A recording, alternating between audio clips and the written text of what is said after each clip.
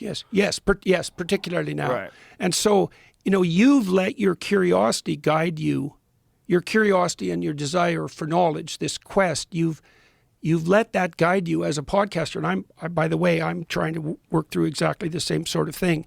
How do you know, given your radical increase in stature over the last 10 years, how do you know when your curiosity and even your skepticism about the fact that things aren't the way that people say they are, because that's certainly been demonstrated in the last 10 years, how should anyone decide what guardrails to put up? Like, what do you look for? Do you have a conceptual system worked out for that? What do you mean? In what way? Well, how do I look for in terms of people to talk to? Yeah, because you have this insanely immense platform and you're inviting people onto it. And, you said to Douglas, and I know this to be true, that you're not really thinking about the outcome exactly. You're thinking about, this is an interesting person to talk to, and I'd like to go on that quest. But then you have the additional conundrum.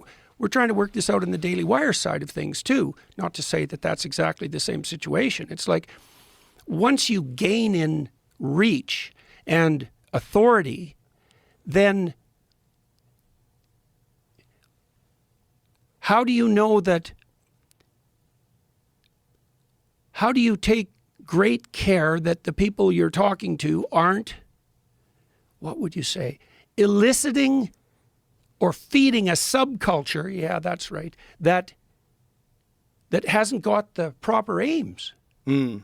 Like, I guess the legacy media probably worked that out by having people, mediators, right, and guests, and that was also back when we could rely on the structures of authority in some sense to filter.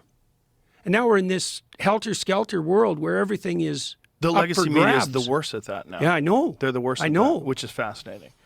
It really is. It's really fascinating when you lose faith in a New York Times piece. It's like you go like, well, this is bullshit. Yeah, I know this. I know what they're doing. I know they're just, this is editorial bullshit, and that didn't used to be the case. I don't think.